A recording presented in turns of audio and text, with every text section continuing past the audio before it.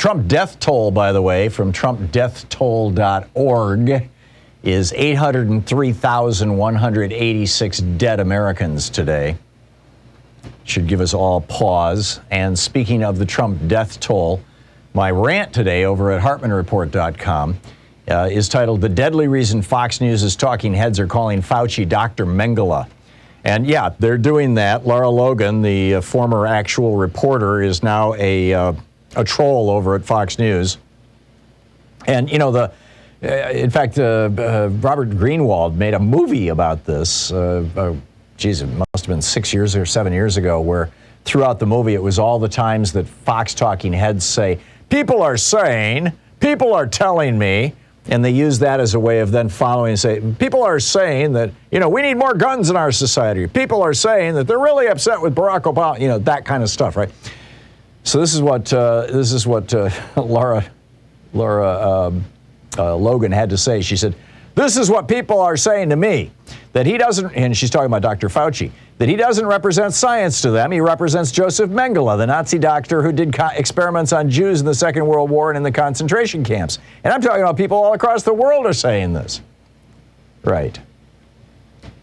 Multiple studies now. We've got 800,000, 801, or 800, whatever the number was I just gave you, 802,000 dead Americans.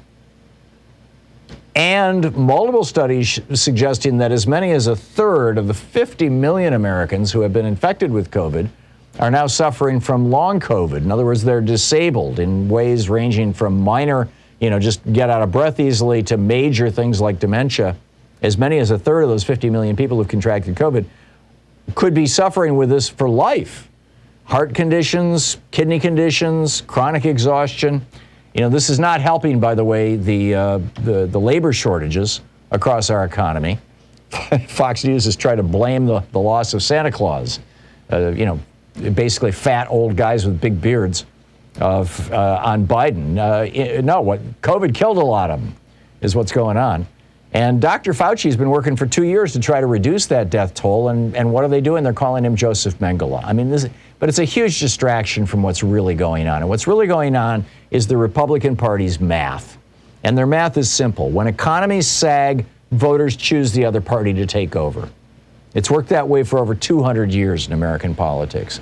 And so, last year in 2020, Trump pushed Americans to ignore the virus and keep things normal, to keep the economy going, which led to the tens of millions of COVID infections in the United States. He was apparently even willing to infect his 77-year-old debating opponent in the 2022 election. That would be Joe Biden. Trump's chief of staff, Mark Meadows, writes in his new book that Trump tested positive for COVID 3 days before he was shared a stage with Joe Biden, and lied about it before getting a second negative test. Thankfully, Biden kept his distance from Trump throughout the debate, because Trump was in the hospital within 2 weeks of that time. So, infecting Biden didn't work. Biden survived. Trump lost anyway. And so what did they do? Well, the week that Biden got inaugurated, January 20th of this year, was when Trump and all the right-wing media started really pushing hard on the idea that you shouldn't get vaccinated. This is their rent. Don't get vaccinated. And that's their strategy now. If they can keep America sick and on edge, that'll keep the economy soft, which will work to hurt the Democrats in the election next year and in 2024 and help the Republicans. And I mean, this is just a disaster. Republicans treating public health as a political issue. And they've been doing this for a long, long time. Remember when Obama let an American with Ebola come to the United States to be treated? The Republicans were hysterical. They were calling for his impeachment. And now you've got 4 Trump-appointed federal judges who have put a hold on President Biden's efforts to make sure that even hospital workers are fully vaccinated. All 4 of these judges appointed by Donald Trump saying, no, you can't have mandates. You can't have vaccine mandates. I mean, this obviously, I think this is going to end up before the Supreme Court. But, this judge, Matthew Shelp, quoted extensively from lies that are in right-wing media. He said that the reason why you can't have a vaccine mandate for healthcare workers is because, quote, the loss of vaccine-refusing hospital staffing in many instances will result in no care at all, as some facilities will be forced to close altogether. Not true. We saw this with United Airlines. They said, okay, everybody, you got to get vaccinated or you're going to be fired. And they ended up firing like 200 people out of 50,000 employees. We saw this we've seen this with the military. We're seeing it with the military right now. We saw it with the New York City Police Department, where the police union came out and said 10,000 cops are going to say no. The total number was what, 112? 123, something like that? That they let go out of, again, tens of, over 10,000 employees. The largest hospital chain in Houston, 25,000 employees. Again, there were people saying, oh, no, we're going to shut down the hospital, but nobody here wants to get vaccinated. No, they ended up, firing or laying off or putting on temporary leave, as I recall, fewer than 100 people, certainly fewer than 200 people out of 25,000 employees. But nonetheless, you've got this steady Republican campaign of lies and making people wary about vaccines in order to hurt Democrats. And then we're all forced to interact with 60 million people who refuse to get vaccinated because they're listening to these right-wing lies or because they're following right-wing trolls, many of them from other countries on Facebook and Twitter and other social media.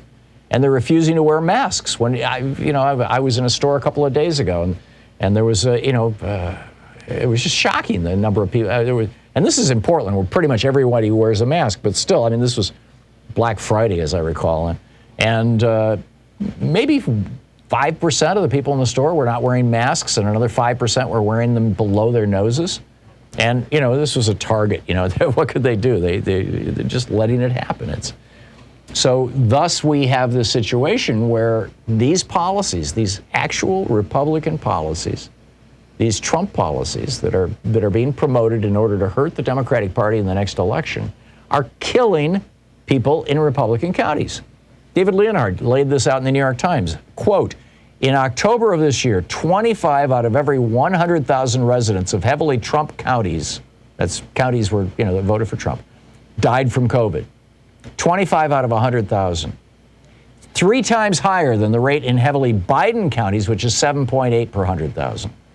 October was the 5th consecutive month that the percentage gap between the death rates in Trump counties and the death rates in Biden counties widened. Every single one of those deaths was a loss to a family. It was a human tragedy, and the majority of them were preventable. If only Republican politicians had decided that human lives were more important than political power. But instead, they chose the classic tactic of tyrants throughout history. Lie to the people, no matter how many people die as a result. And that's exactly what's going on right now. And people are believing these lies. They're hearing these lies. They're falling for these lies. And it is literally killing Americans. And it is, particularly, it's killing Americans in red counties. We're seeing this here in Oregon. The blue counties are doing okay, but their hospitals are overwhelmed by people being shipped in from rural red counties. They got to stop watching Fox News, I think.